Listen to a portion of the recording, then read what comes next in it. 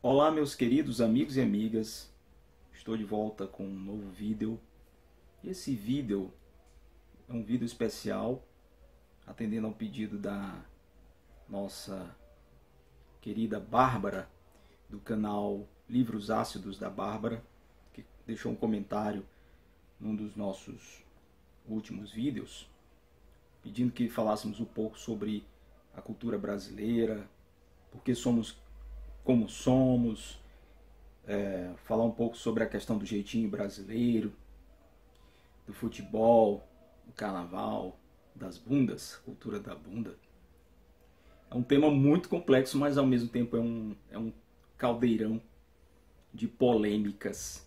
E na verdade, esse tema, que foi o tema sugerido pela Bárbara, aqui eu mando aqui um abraço especial, tem um canal muito interessante sobre livros, vocês que nos acompanham aqui quiserem entender mais e saber das resenhas sobre livros desde os clássicos, literatura mundial e os de terror e suspense, que são os que ela mais gosta, podem procurar lá, só digitar aí Livros Ácidos da Bárbara e vão lá dar uma olhada. Pois bem, na verdade todos esses temas, porque somos o que somos, a questão do jeitinho brasileiro, a nossa cultura da malandragem e da carnavalização da vida e da cultura da bunda, né?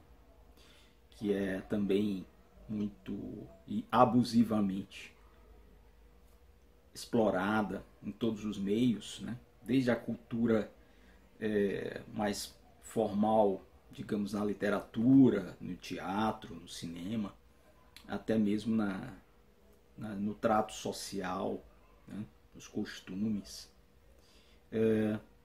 Todos esses temas, que são muito caros à sociologia e também dão excelentes reflexões filosóficas, eles têm uma série de trabalhos de pesquisa. Muita gente já se debruçou sobre eles, academicamente até, e muitos trabalhos foram produzidos a partir das indagações, né, em torno do que é esse ser brasileiro, do que e como se construiu a nossa sociedade. E aí nós vamos ter vários olhares, desde o olhar de um estudioso como Gilberto Freire, em Casa Grande Senzala, a um Roberto da Mata, que é um sociólogo, antropólogo, a um Darcy Ribeiro, a um Câmara Cascudo, né? A um Otto Maria Carpo, enfim, a um Sérgio Buarque de Holanda. Várias nuances e vários tipos de olhar, de posição, né? Vários modos de ver esses temas, várias concepções até, com base no que pensaram e como construíram as suas teorias, todos esses pensadores, essas figuras que eu acabei de citar. Mas, indo por parte, o Brasil é um país formado por imigrantes, então nós somos uma cultura, somos o resultado de um mix de culturas, na verdade. Isso fica muito evidente, é até uma constatação que se chega de forma muito rápida ao estudarmos a nossa história.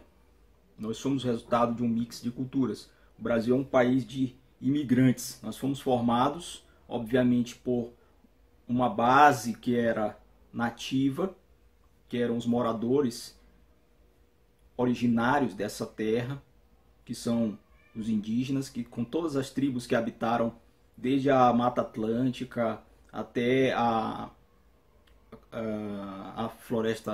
as florestas tropicais, a Amazônia, o centro do Brasil, e muitas tribos que habitavam sobretudo o litoral brasileiro, que é muito extenso, que tinha a Mata Atlântica, originalmente uma faixa de vegetação enorme, né?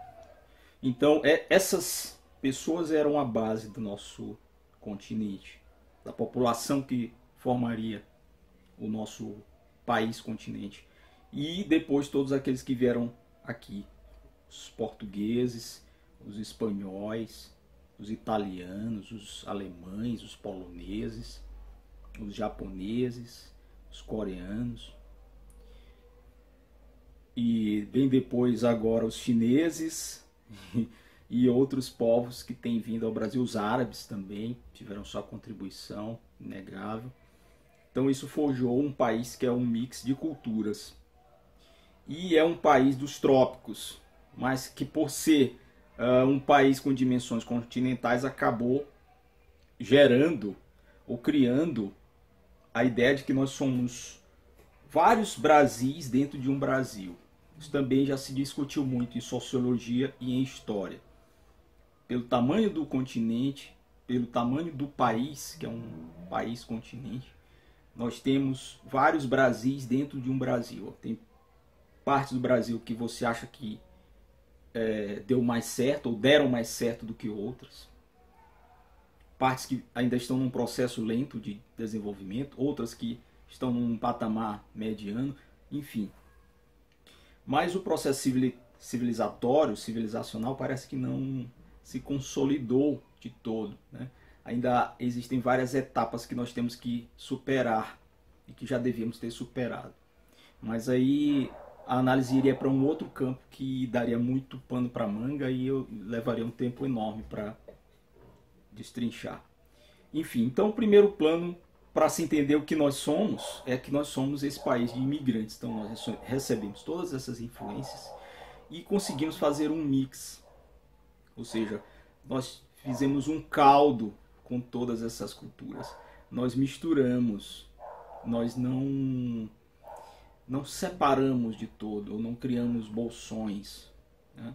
Muito embora a federação ou um Estado como uma república federativa tenha organizado o Brasil em divisões, numa divisão administrativa e político-regional que deixa bem claro as diferenças do que é o Brasil do Norte, o que é o Brasil do Sul, do Leste, do Oeste, do Centro, mas há uma noção de unidade, uma noção de unidade nacional.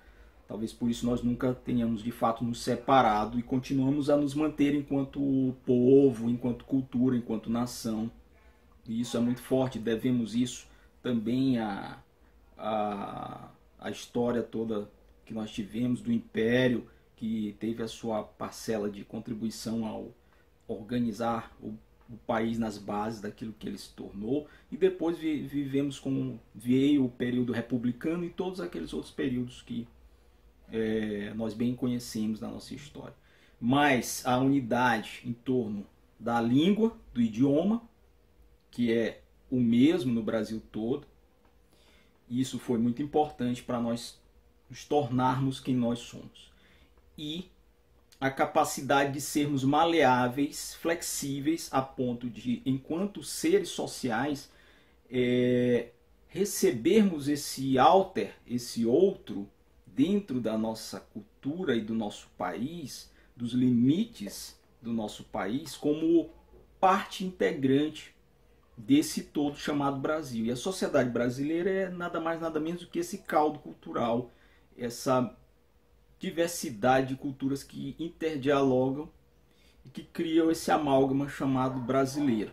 Brasileiro também por ser um latino e por estar dentro da América Latina, dentro da América, do lado dos hispânicos todos, hispanohablantes, nós falando o idioma português, que muito nos honra, conseguimos manter também esse lado caliente, esse lado sangue quente.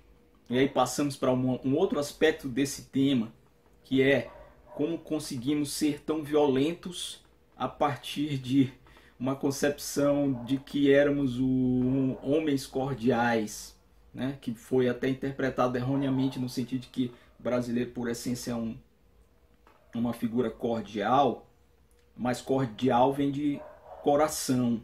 E coração nos remete às emoções. Então, como bons latinos que somos, e como mais ainda como brasileiros, que é um outro patamar da latinidade, por causa desse mix de culturas e dessa maleabilidade, dessa flexibilidade de receber influências as mais variadas de dentro e de fora do país e de todas as culturas, e conseguir fazer com que algo aconteça a partir daí, nós podemos dizer que o brasileiro é cordial e é emotivo. Ele age mais pela razão do que pela emoção. E talvez aí a porta de entrada para a violência do Brasil como um país extremamente violento. Ou seja, quando você dá ênfase à emoção e esquece a razão ou coloca ela num plano secundário, explode a violência, né? Então nós nos tornamos muito mais dados a atos explosivos, e aí você vai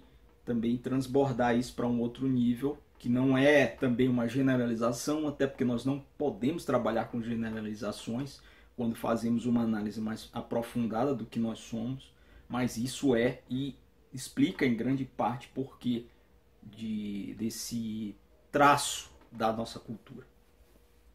Pois bem, e aí falamos desse homem cordial, que ao mesmo tempo é o homem das relações entre quem manda e quem recebe as ordens, que é um outro traço do fato de termos tido uma colonização, né, e ter se demorado um certo tempo para que nós pudéssemos de fato nos afirmar como um país, como uma nação, como um povo, como uma organização política, administrativa. Então, durante muito tempo, essa questão histórica de você estar atrelado a outros poderes ou a influência de outros povos, talvez nos tenha colocado numa visão muito de nos diminuir o tempo todo, e depois com outros referenciais, passado o tempo, com a divisão do mundo entre aqueles que se desenvolveram e os que não se desenvolveram, entre as nações de primeiro e segundo mundo, ou terceiro mundo, que é uma divisão geopolítica que não é nem muito mais utilizada hoje, já está de certa forma superada, segundo alguns autores, outros dizem que não. Nós ficamos nesse complexo de cachorro vira-lata, né?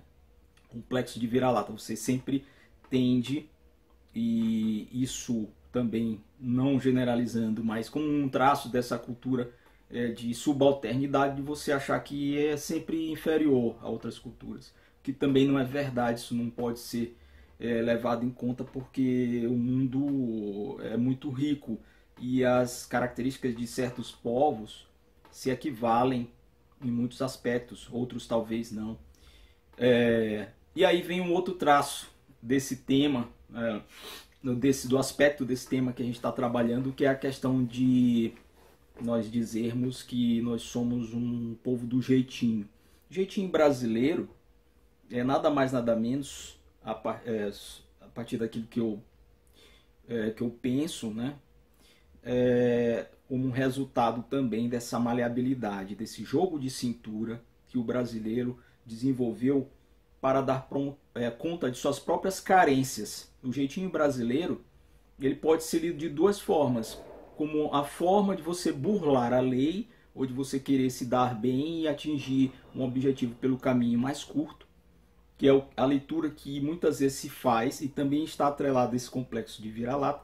E o outro é a da cultura da gambiarra, que é um termo muito, muito comum no Brasil. Não sei até que ponto essa cultura se generaliza no mundo, mas é algo muito brasileiro. A gambiarra. A cultura da gambiarra é mais ou menos o que? Você quebra uma coisa, quebra uma peça de um aparelho, de um equipamento, por exemplo, e você não vai consertar lá na oficina técnica especializada. Não, você pega e engendra uma solução, né? Você quebra o espelho retrovisor do carro, e ao invés de você comprar ou ir na loja para trocar o espelho retrovisor, o brasileiro pega um pedaço de espelho, corta ou quebra, cola, porque ele não tem dinheiro às vezes, ou ele não quer se dar o luxo de comprar um que ele achou muito caro, e ele quer logo resolver aquilo ali, então ele faz isso. Ele põe um espelho quebrado e cola, dá um jeitinho, cola lá no carro dele e consegue ver, né? Consegue ter a visão retroativa. Então isso daí é a questão do jeitinho no sentido positivo, ou seja, a cultura da gambiarra é você fazer do pouco muito. É você pegar uma garrafa PET e na sua casa terminou de tomar Coca-Cola, você não tem ou está faltando uma garrafa mesmo para colocar água, você reutiliza aquilo ali e dá uma outra finalidade. Essa gambiarra, esse jeito de trabalhar com as carências é também algo dessa nossa cultura brasileira que diz um pouco do que somos. E isso é nada mais nada menos do que criatividade. É criatividade.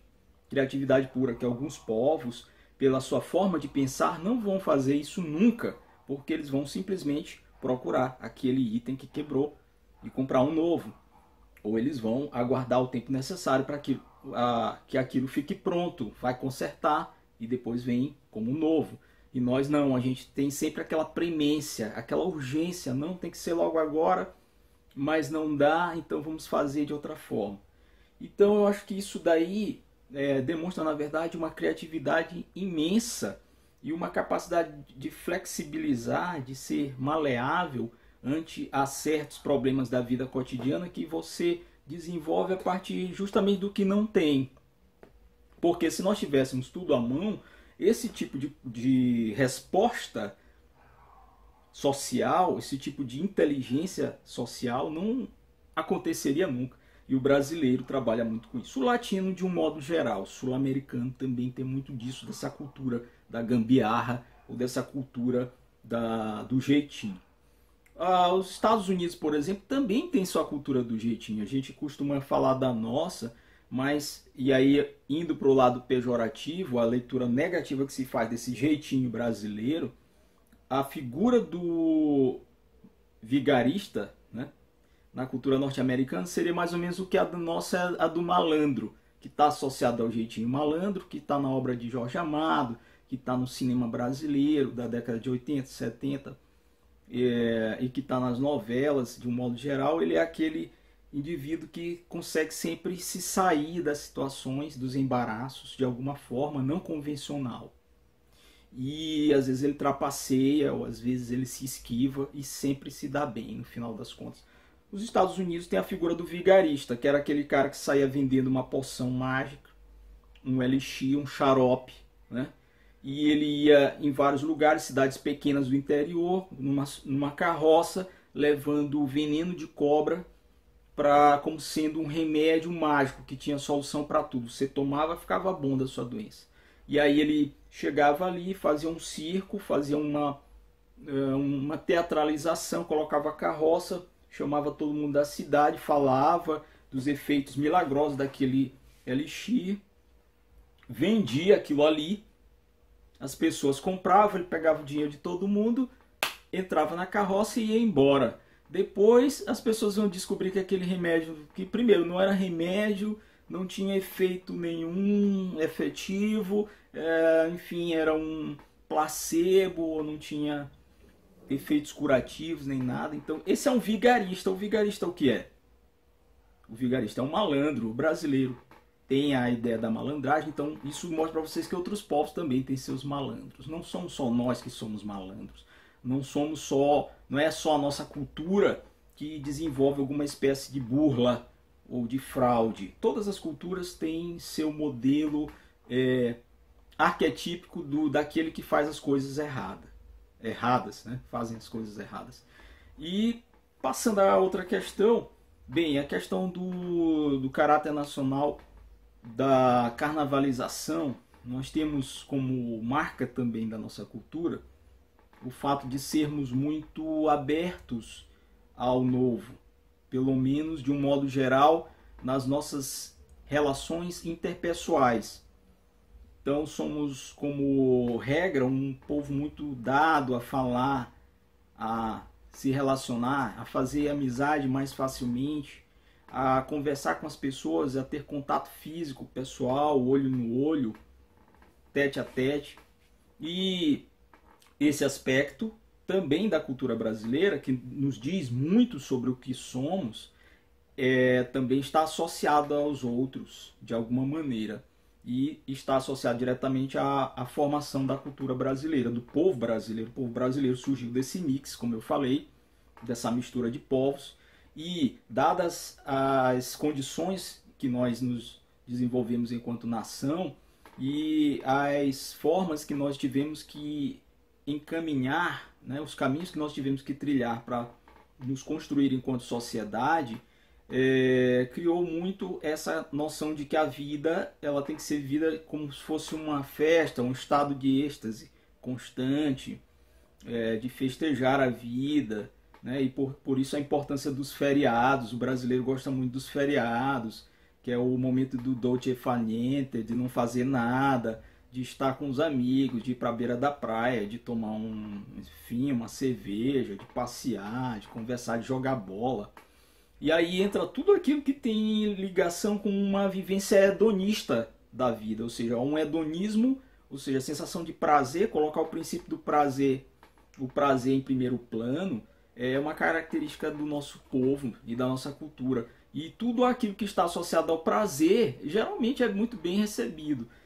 Daí a ideia de que a questão da cultura carnavalesca brasileira soa muito forte nessa essência da alma do que é ser o brasileiro. Nós temos muito isso de um eterno carnaval. É como se o carnaval nunca passasse. Não acaba naquele momento lá, 2, 3 dias, 4 dias de fevereiro ou março, nas datas móveis que tem o carnaval.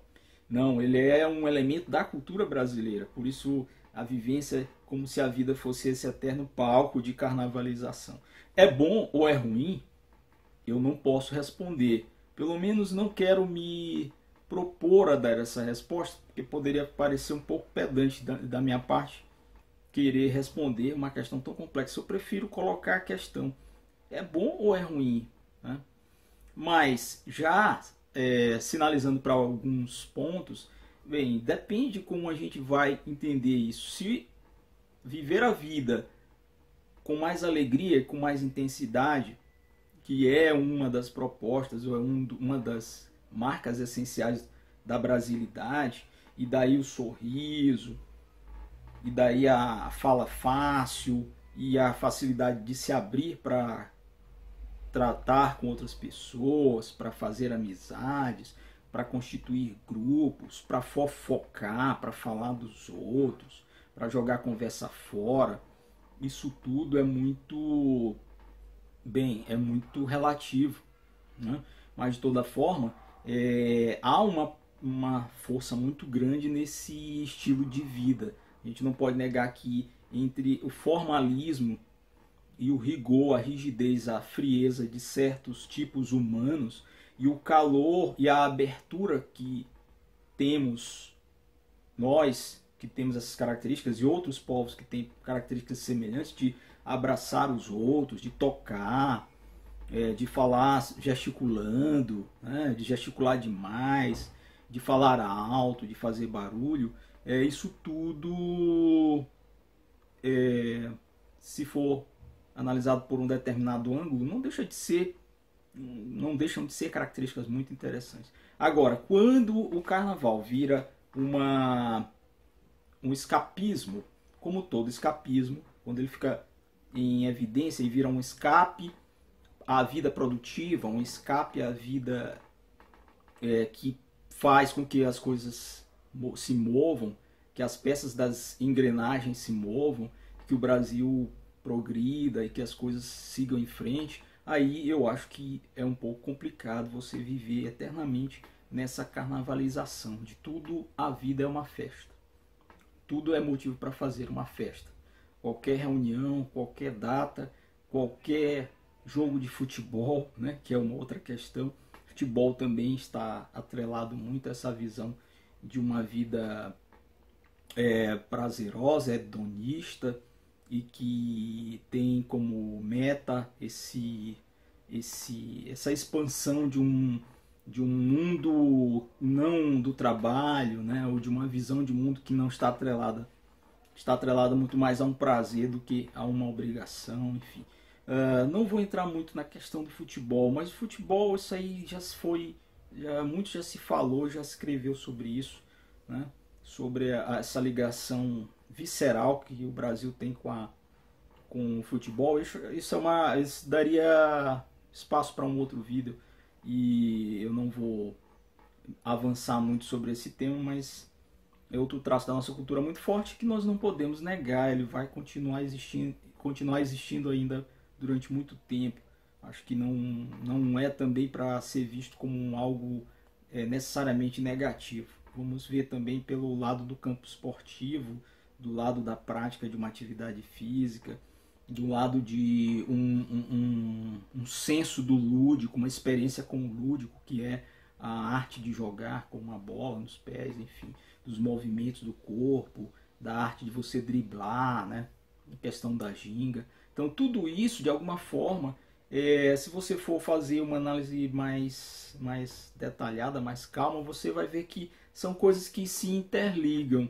O jeitinho, a malandragem, né? A cultura da gambiarra, o homem cordial, mas nem tanto cordial, a abertura para essa questão do hedonismo, né? A carnavalização da vida, que também é uma forma de você fugir um pouco da crueza do dia a dia e da exploração mesmo, né? Do sacrifício do trabalho, aquela questão de que você tem que ganhar a vida e você tem que trabalhar horas e horas e horas e receber muito pouco, né? Talvez pelo que você despende de energia criativa, então, ou da sua energia vital para aquele tipo de negócio. E aí parece que como se nós tivéssemos que nos transportar para esse outro mundo e toda essa criatividade vai para lá. Às vezes o que não vai para o trabalho ou que não vai para esse mundo do sistema vai para o mundo da vida.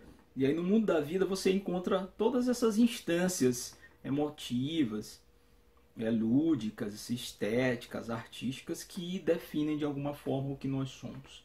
Agora, lógico que a gente pode apontar sempre aspectos positivos e negativos. Fazer lista não é bem a minha preferência. Nesse vídeo eu preferi não fazer uma lista taxativa e ficar dizendo, olha, isso aqui é bom, isso aqui é ruim. Mas dentro da proposição desse vídeo, que é falar um pouco sobre o que nós somos, eu acho que isso tudo resulta numa identidade única no mundo. Assim como tantas outras culturas também são únicas, você não consegue encontrar coisas similares ou tão singulares quanto essa. A nossa tem tudo isso. Agora, obviamente que alguns desses aspectos, eles muito mais, embora sejam essenciais ao que somos, e até a formação de uma identidade nacional, uma autoimagem do que é ser brasileiro, dentro do Brasil, é uma coisa. Fora do Brasil, soa exótico, pode soar diferente, pode soar, às vezes, até assim, não ser visto com bons olhos se comparado a outros paradigmas, outros referenciais que são culturas que têm um outro modo de ser e de viver. Mas eu acho que dentro de um aspecto geral isso tudo tem que ser respeitado, as diferenças e as individualidades que compõem o ser social e o que é ser nacional de determinado país, o que é ser integrado a uma determinada cultura. Isso tudo tem que ser relativizado e tem que ser respeitado dentro da sua singularidade. Então o Brasil tem essa singularidade. Ser brasileiro é ser um pouco disso tudo e também é não ser isso. Também é não ser isso. Que tem o brasileiro que foge a todos esses estereótipos e às vezes fica até um pouco desfocado, deslocado dentro do seu próprio país. Porque quando você não adere a todo esse tipo de cultura, todos esses traços da cultura, da sua própria cultura, você fica um pouco que visto como de forma pedante. Eu não aderi a esse modo de ser, mas eu sou brasileiro ainda assim.